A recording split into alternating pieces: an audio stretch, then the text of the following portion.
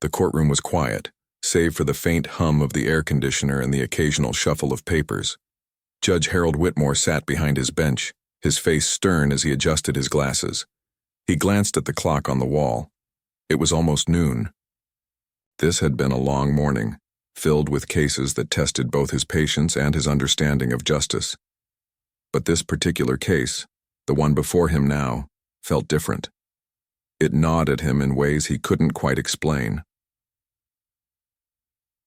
Across the room stood Michelle Johnson, a young black mother dressed in simple clothes.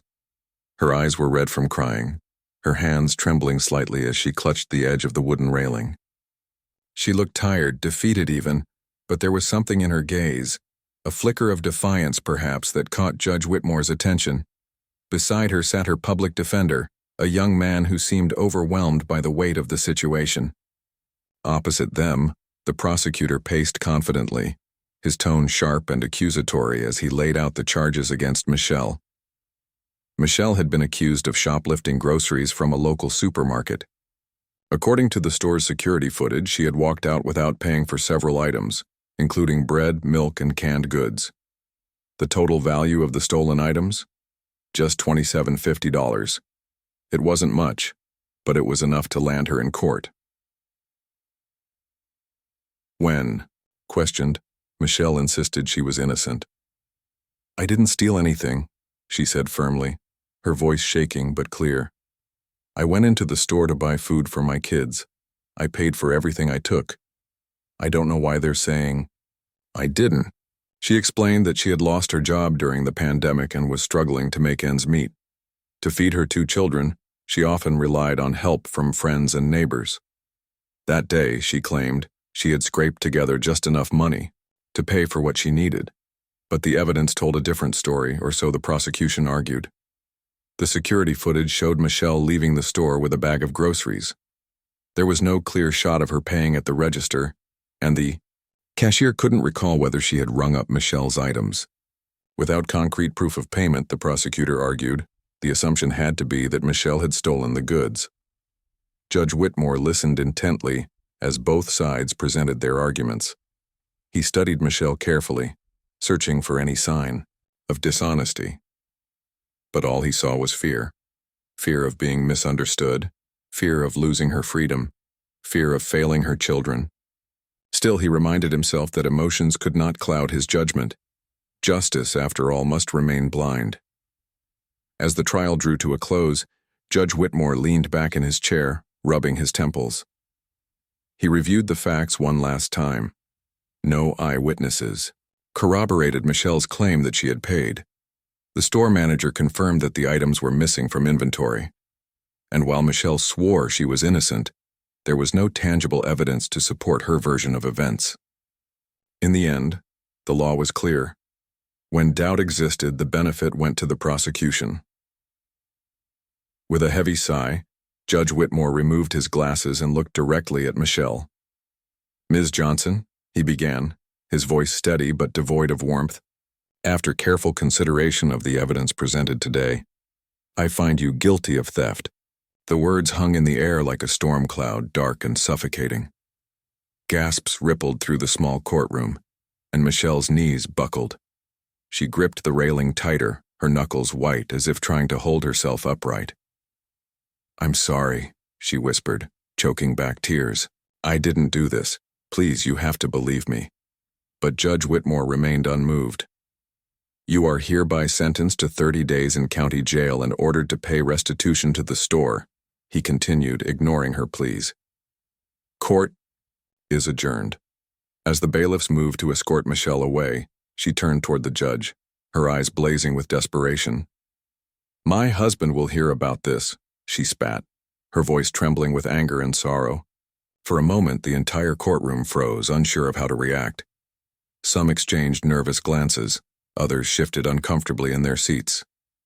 Even Judge Whitmore felt a twinge of unease, though he quickly dismissed it as irrelevant. After all, what could her husband possibly do? What power did he hold? No one realized then just how significant those words would turn out to be. Later that evening, Judge Whitmore returned home, exhausted and eager to put the day behind him. He poured himself a glass of wine and settled into his favorite armchair, flipping on the television to catch the evening news. As images of protests and political debates flickered across the screen, a familiar face appeared, stopping him mid-sip. It was Charles Johnson, the mayor of their city, delivering a passionate speech about systemic injustice in the legal system.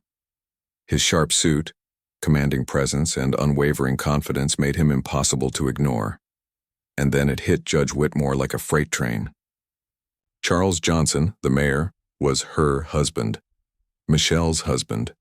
The realization struck him with such force that he nearly dropped his glass. How could he have missed it? How could he have failed to connect the dots? Panic surged through him as he replayed the events of the day in his mind. Had he let his biases get the better of him? Had he misjudged Michelle because of her circumstances? Or worse, because of the color of her skin? For hours, Judge Whitmore sat in silence, staring blankly at the television as guilt gnawed at him. By midnight, his phone buzzed incessantly with calls and messages from unknown numbers.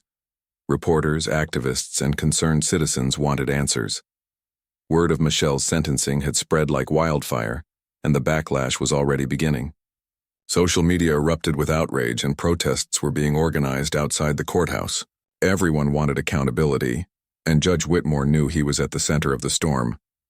He tried to rationalize his decision, telling himself that he had followed the letter of the law. But deep down, he couldn't shake the feeling that he had made a terrible mistake, one that might cost him far more than just his reputation. By the time Judge Harold Whitmore woke up the next morning, the world outside his window felt like it had shifted overnight.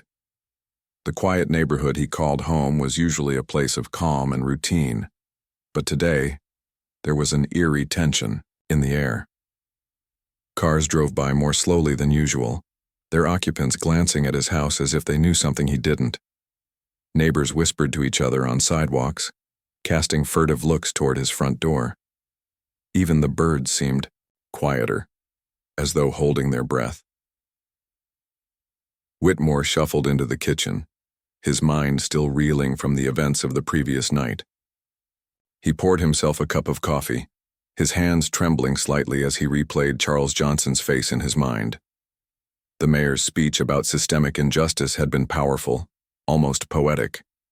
His words had resonated deeply with people across the city and beyond. Whitmore couldn't help but wonder how many of those watching had connected the dots between the mayor's impassioned plea and the fact that his own wife had just been sentenced to jail for stealing groceries worth less than $30. He sipped his coffee.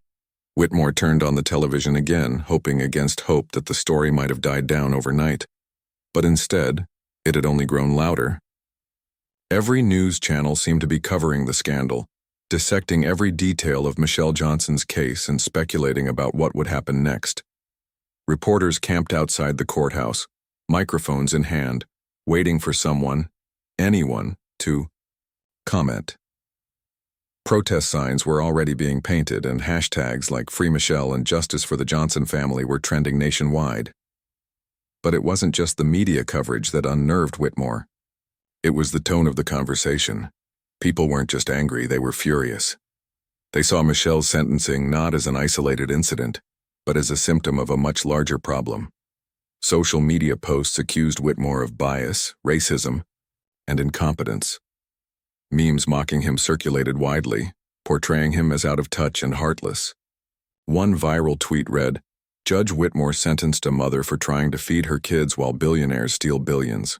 Justice is blind, but only when it suits them."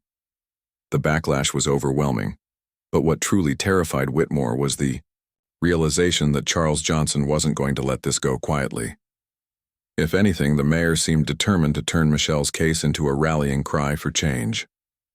Whitmore watched as Johnson appeared on yet another news program, his voice measured but laced with barely contained rage. "This isn't just about my wife," he said, leaning forward in his chair. "It's about a system that criminalizes poverty and disproportionately targets people of color. My wife is innocent, and I will do everything in my power to prove it." Those words sent a chill down Whitmore's spine. He knew Johnson had the resources, influence, and charisma to make good on his promise. As mayor, he had built a reputation as a champion of the underdog, someone who fought tirelessly for marginalized communities. Now, with his wife's freedom on the line, Whitmore had no doubt that Johnson would pull out all the stops. And Whitmore, himself. He was now the villain in this unfolding drama. Desperate for answers, or at least some semblance of control, Whitmore reached out to his colleagues. He called Judge Evelyn Carter, a close friend and mentor, hoping she might offer guidance. When she picked up the phone, her tone was unusually sharp. "Harold, have you seen the news?" she asked before he could even say hello. "Yes," Whitmore admitted, sinking into his chair. "It's everywhere." "Well, buckle up," Carter replied. "This is going to get worse before it gets better. You need to figure out your next move, and fast." "What should I do?" Whitmore asked, his voice tinged with desperation. "I followed the law. There wasn't enough evidence to prove Michelle's innocence. What else could I have done?" Carter sighed heavily. "That's not the point, Harold. People don't care about legal technicalities right now. They care about fairness, about humanity, about whether a mother should be locked up for trying to feed her children. Whether you like it or not, perception matters. And right now, the perception is that you failed." Her words stung, but Whitmore knew she was right. He couldn't undo what had already happened, but maybe, just maybe, he could mitigate the damage. He spent the rest of the day holed up in his study, drafting statements and rehearsing apologies. By evening, he had decided on a plan. He would issue a public apology, acknowledging the controversy surrounding the case and pledging to review the evidence once more. It wasn't much, but it was a start. Meanwhile, the storm outside continued to intensify. Protesters began gathering outside the courthouse, their chants echoing through the streets. "No justice, no peace," they shouted, holding signs that bore Michelle's picture alongside scathing messages directed at Whitmore. Local activists joined forces with national organizations, amplifying the call for accountability. Celebrities weighed in, using their platforms to demand answers. One famous actor tweeted, "How can we trust a system that punishes survival while ignoring greed?" Amid the chaos, Charles Johnson remained a constant presence, appearing on talk shows, giving interviews and meeting with community leaders. He spoke passionately about the need for reform, framing Michelle's case as a stark example of why the system needed to change. "We cannot continue to punish people for being poor," he declared during one particularly fiery speech. "We cannot allow fear and prejudice to dictate our laws. My wife deserves justice, and so does everyone else who has been wronged by this broken system." His words struck a chord with millions, turning Michelle's plight into a symbol of resistance. People who had never met her felt personally invested in her story. Donations poured in to cover her legal fees, and volunteers organized rallies in cities across the country. For many, Michelle represented not just herself, but countless others who had fallen victim to a system stacked against them. Back in his home, Whitmore watched it all unfold with a growing sense of dread. He had always prided himself on his impartiality, his commitment to upholding the law without bias or favoritism.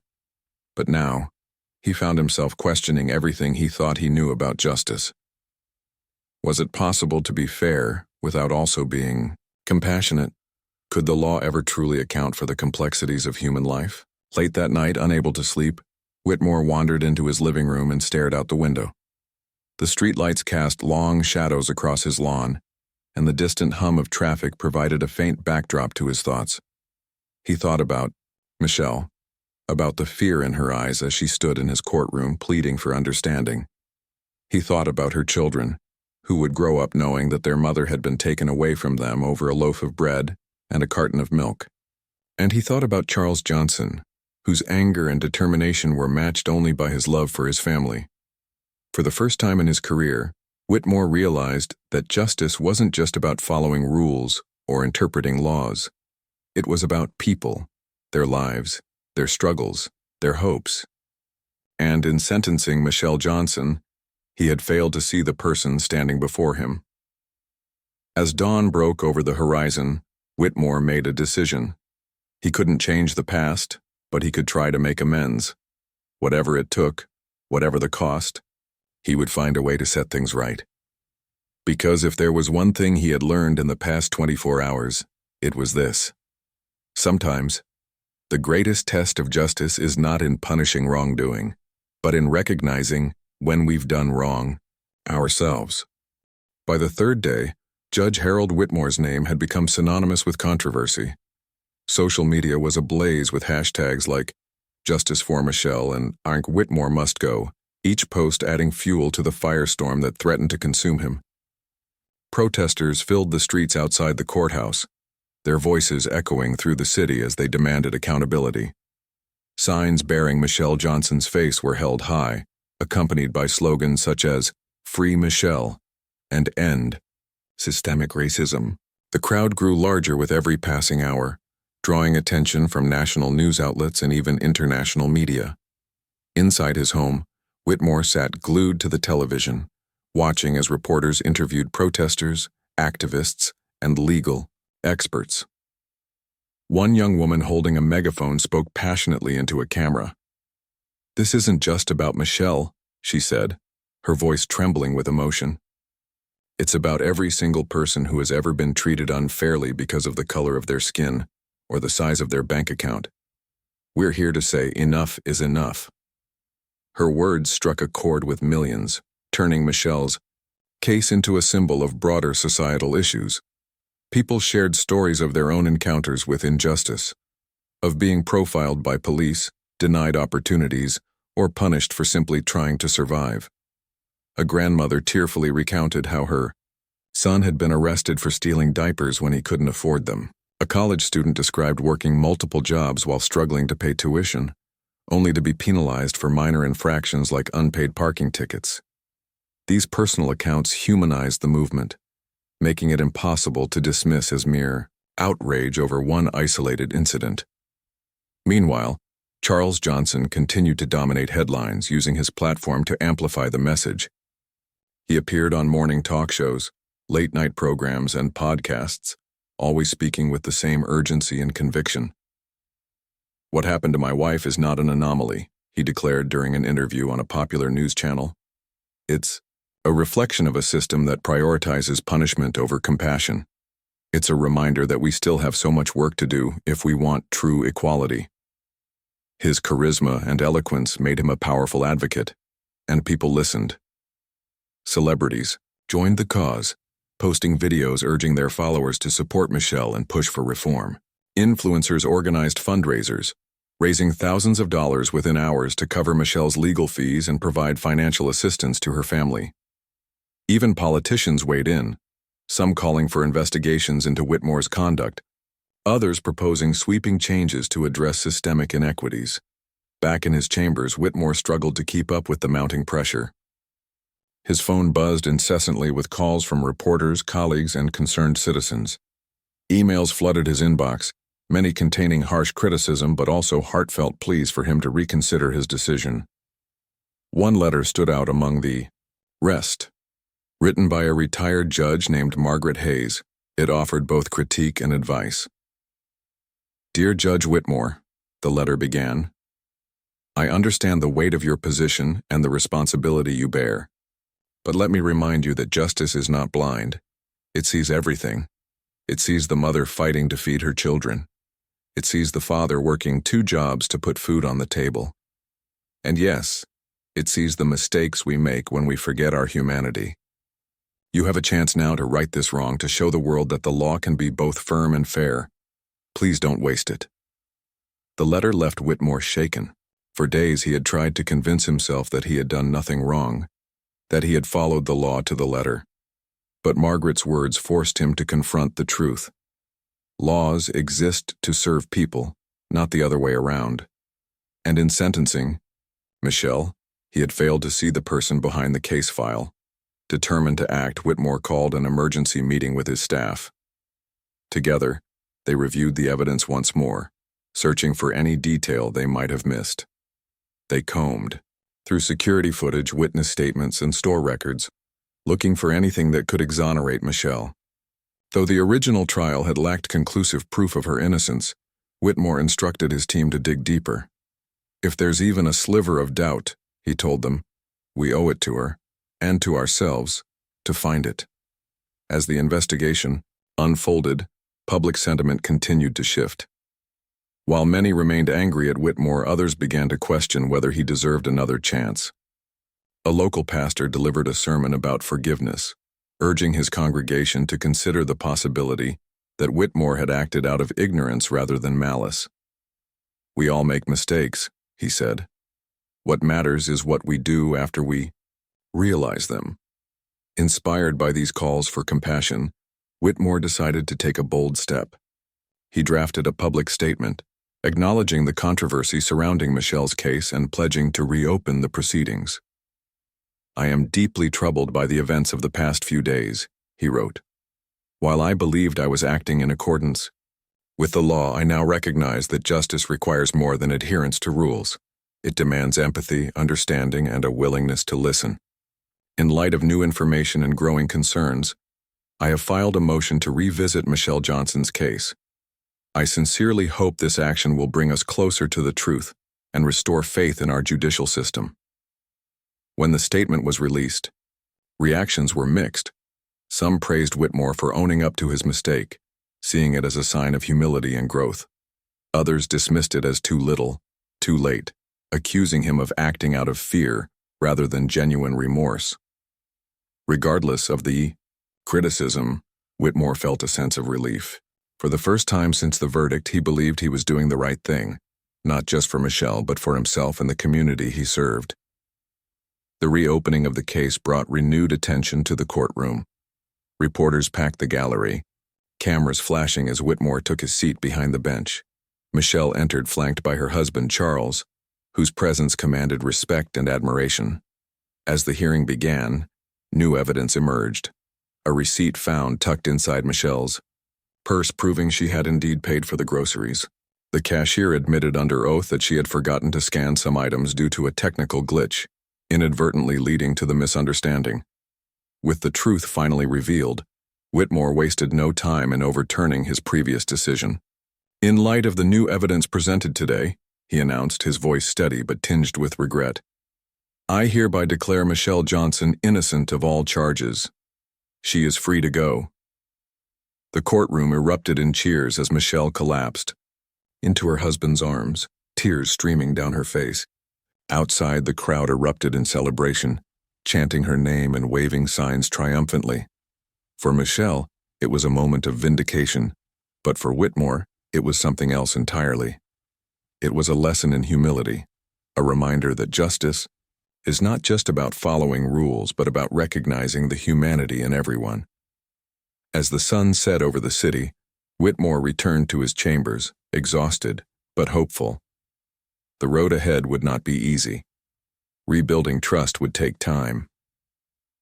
But for the first time in days, he allowed himself to believe that change was possible, not just in the legal system, but within himself. The days following Michelle Johnson's exoneration were a whirlwind of emotions for everyone involved. For Michelle, it was a time of healing and rebuilding. She returned home to her children, who clung to her as if afraid she might disappear again. Her husband, Charles, stood by her side, his relief palpable but tempered by the knowledge that their fight wasn't over. Not yet. The case had exposed deep cracks in the system, and while justice had been served for Michelle, countless others remained trapped in similar situations. For Judge Harold Whitmore, however, the battle was far from won.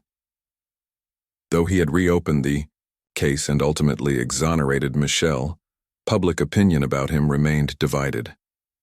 Some saw his actions as a courageous step toward accountability, proof that even those in positions of power could admit wrongdoing and seek redemption. Others viewed it as damage control, a desperate attempt to save face after being backed into a corner. Regardless of intentions, Whitmore found himself at the center of an ongoing storm, one that showed no signs of abating. The media coverage intensified, dissecting every move Whitmore made. News anchors debated whether his apology was genuine or merely performative. Opinion pieces flooded newspapers, some praising him for taking responsibility, others condemning him for failing to recognize injustice in the first place. Social media users weighed in with equal fervor, their comments ranging from supportive messages, urging forgiveness to harsh accusations, questioning his fitness to serve as a judge. Amid the chaos, Whitmore struggled to find his footing. He spent long hours in his chambers reflecting on the events that had led him here. The weight of his decision, and its consequences, pressed heavily on his shoulders. For years, he had prided himself on his impartiality, believing that strict adherence to the law was the cornerstone of justice. But now, he realized how narrow that perspective had been. Justice wasn't just about rules, it was about people, their lives, their struggles, their humanity. And in sentencing Michelle, he had failed to see any of that. Determined to make amends, Whitmore began reaching out to community leaders, activists, and legal experts.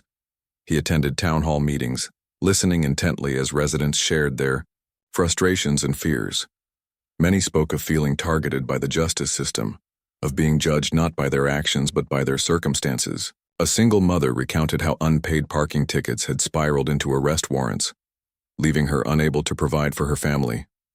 A young man described being stopped repeatedly by police simply because of where he lived. Each story added another layer to Whitmore's understanding of the systemic issues plaguing society. One particularly impactful moment came during a meeting with Reverend James Carter, a local pastor known for his advocacy work.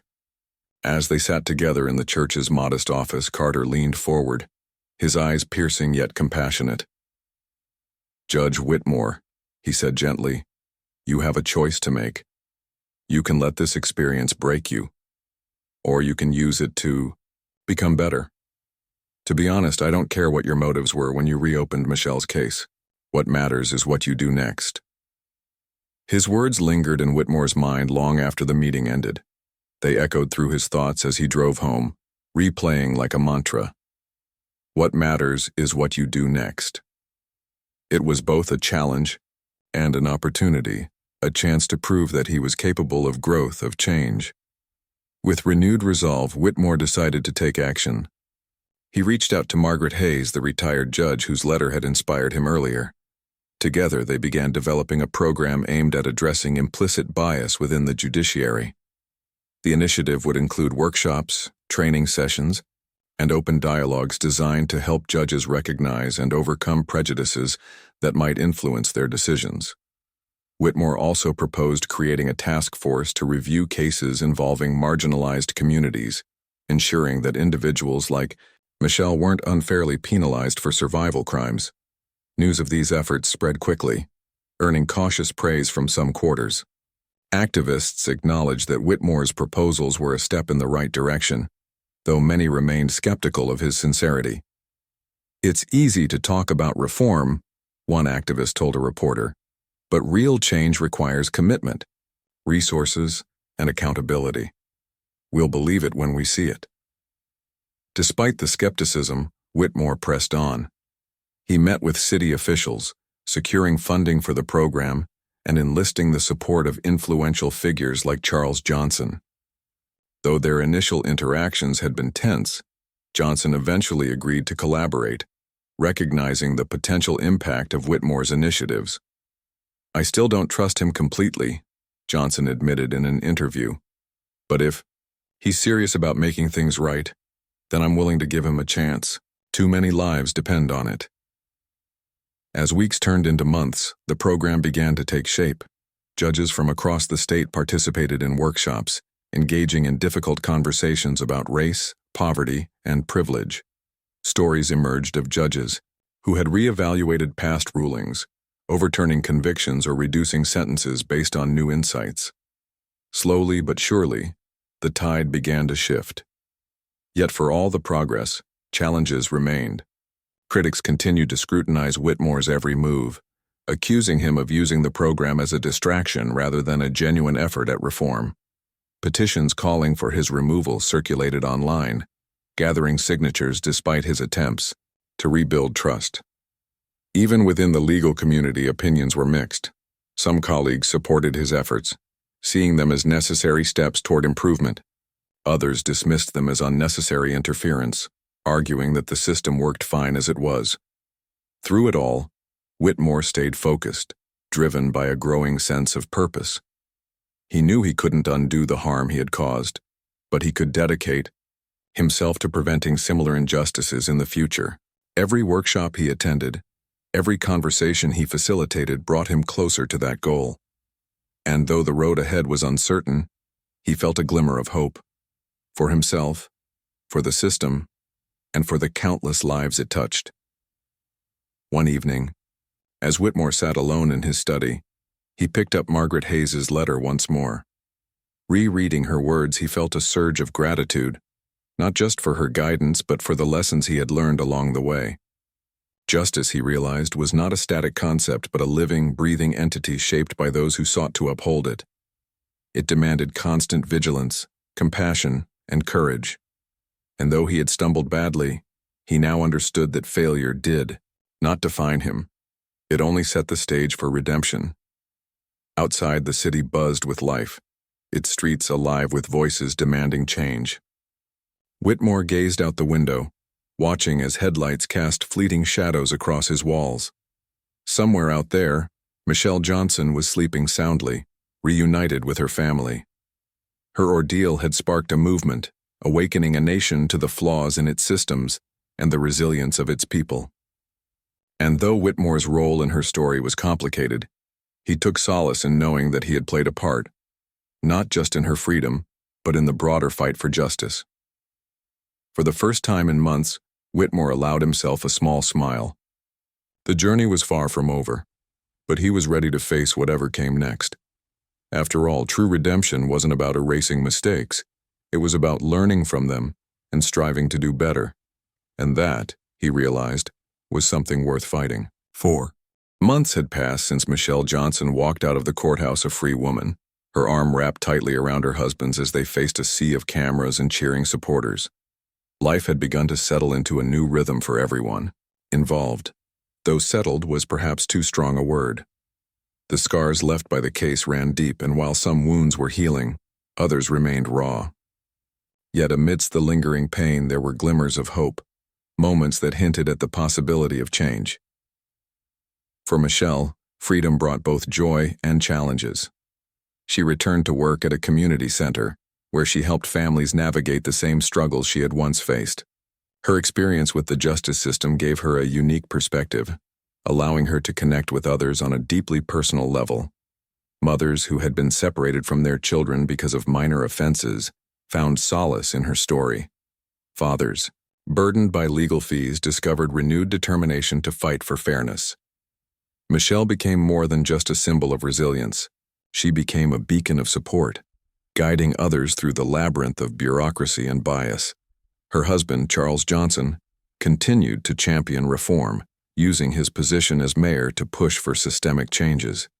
He worked tirelessly to implement policies aimed at addressing economic inequality and racial injustice, from expanding access to affordable housing to launching initiatives that provided job training for underprivileged communities.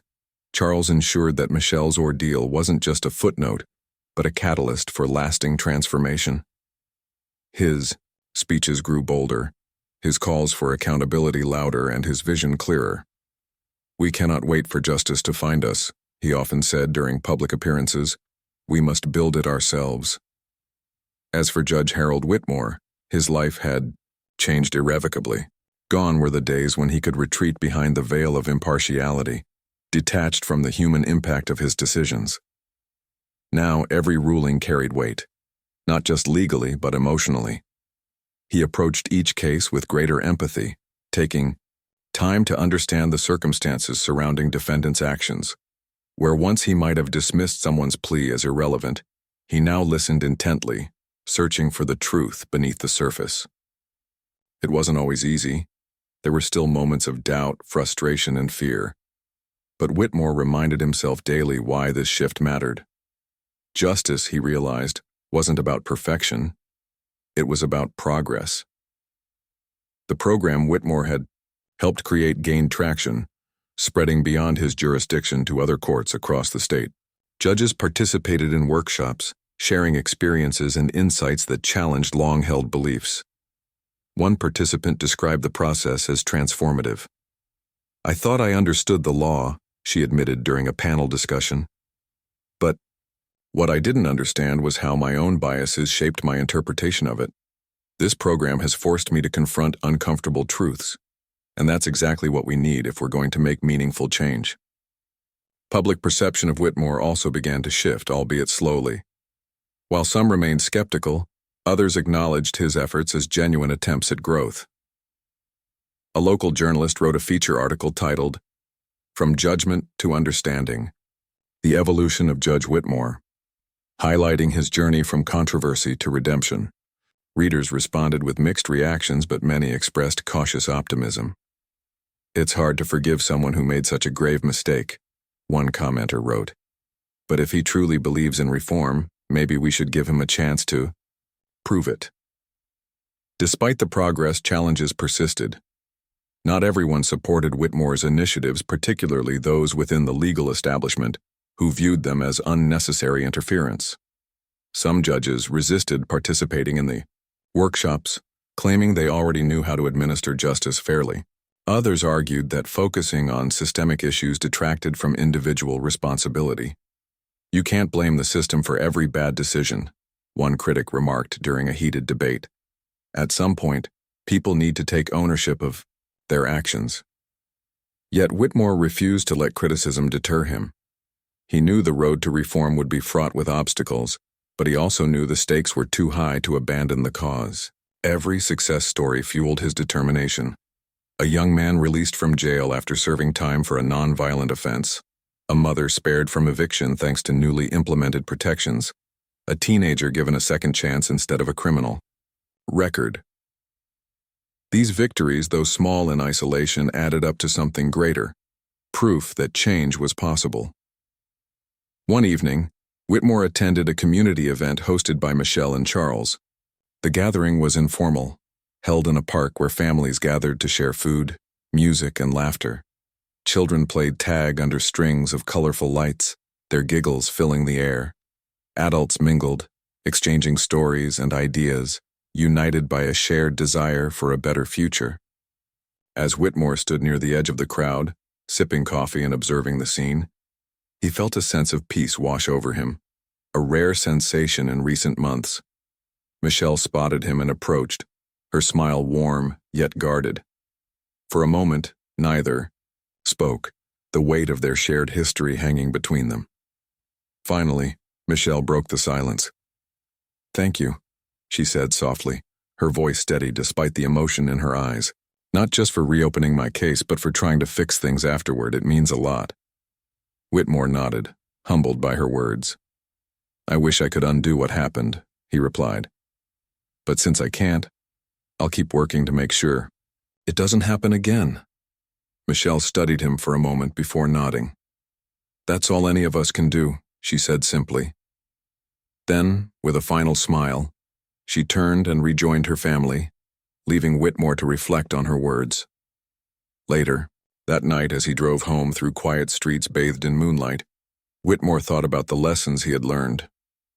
He had entered the legal profession believing that justice was black and white, governed solely by rules and evidence. But Michelle's case had taught him otherwise. Justice was messy, complicated, and deeply human. It required not just intellect, but heart. And sometimes it asked us to admit our mistakes, not to wallow in guilt, but to grow stronger. When Whitmore arrived home, he paused in his driveway, gazing up at the stars scattered across the sky. They seemed endless, infinite, reminding him of the vastness of the world and the countless lives intertwined within it. Each person carried their own burdens, dreams, and hopes. Each decision he made as a judge rippled outward, touching lives in ways he might never fully comprehend. He stepped inside, closing the door behind him, and headed to his study. On his desk lay Margaret Hayes' letter, its edges worn from frequent handling. Picking it up, he read it one last time before placing it carefully back in its envelope. Tomorrow he would wake up and continue the work he had started, not because he had to, but because he wanted to. Because somewhere out there, another Michelle was counting on him to get it right. And so as Whitmore settled into bed, he allowed himself a moment of quiet satisfaction. Redemption wasn't a destination, it was a journey. And though the path, Ahead was uncertain. He knew he was walking it with purpose. After all, true justice wasn't about reaching perfection. It was about striving toward it, step by imperfect step.